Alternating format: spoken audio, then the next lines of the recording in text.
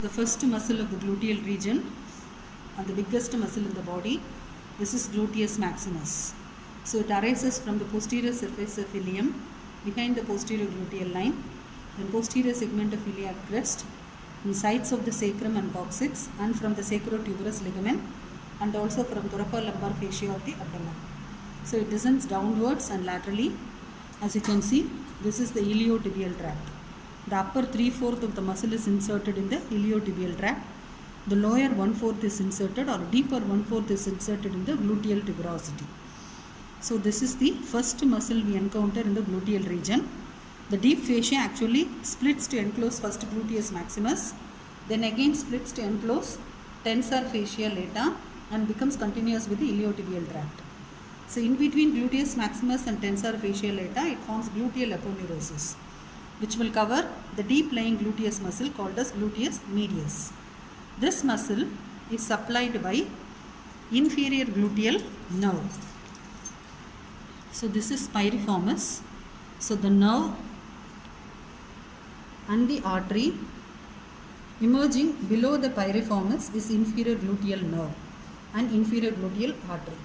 So you can see inferior gluteal nerve after emergence curves upwards and enters the substance of gluteus maximus and supplies it. This is posterior cutaneous nerve of the thigh. This will be accompanied by inferior gluteal vessels. So the inferior gluteal artery will descend along with the posterior cutaneous nerve of the thigh and comes up to the greater trochanter of the femur, where it divides into a perennial branch, muscular branches, and takes part in trochanteric as well as cruciate anastomosis. So this is posterior cutaneous nerve of the thigh. You can see its perennial branch, which turns medially to supply the external genitalia. This is the branch going to the thigh, which will supply the posterior side of the thigh and popliteal fossa and upper posterior half of the knee. And it also gives a branch that supplies, piercing through the gluteus maximus, the skin on the lower medial quadrant of the thigh. So this is piriformis. The first muscle we encounter after we reflect the gluteus maximus is gluteus medius and piriformis in line with each other. This is gluteus medius covered by gluteal aponeurosis. This arises from the ilium between the posterior and anterior gluteal line, descends downwards and laterally superior to the hip joint, and is inserted on an oblique ridge on the lateral surface of the greater trochanter of the femur. So we have reflected gluteus maximus. You can see piriformis with the sciatic nerve. Below the piriformis, these are the gemelli. Superior gemelli, inferior gemelli, and this white tendon is a tendon of obturator internus.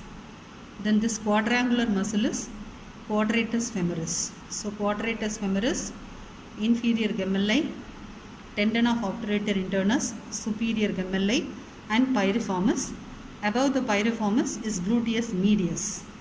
Now we are going to cut the gluteus medius close to its origin and reflect it laterally.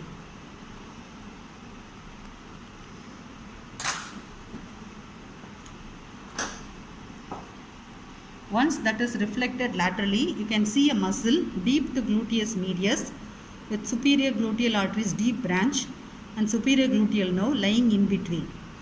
So this muscle, what you are seeing, deep to gluteus medius with superior gluteal arteries deep branch and superior gluteal nerve spreading in between, is gluteus minimus. So first we have seen gluteus maximus. Once reflected, you can see gluteus medius with the gluteal aponeurosis covering it. When we reflect gluteus medius, deeply seated is gluteus minimus. The identification is superior gluteal arteries deep branch and superior gluteal nerve will lie in between these two muscles. This also will be lying in parallel to piriformis. This is piriformis tendon, which is inserted on the tip of the greater trochanter.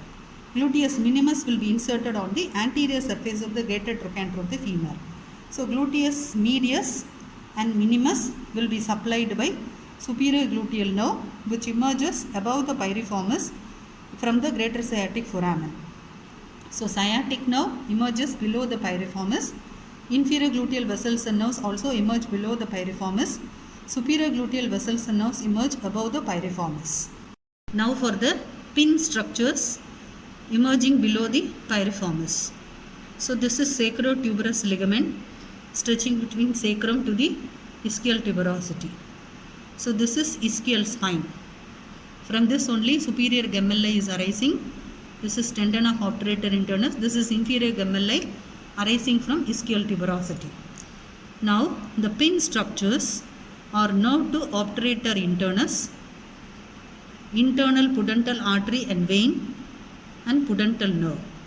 These three structures will come out of the greater sciatic foramen below the piriformis, cross the ischial spine posteriorly, and leaves the gluteal region by passing through lesser sciatic foramen. Lateral most is nerve to obturator internus.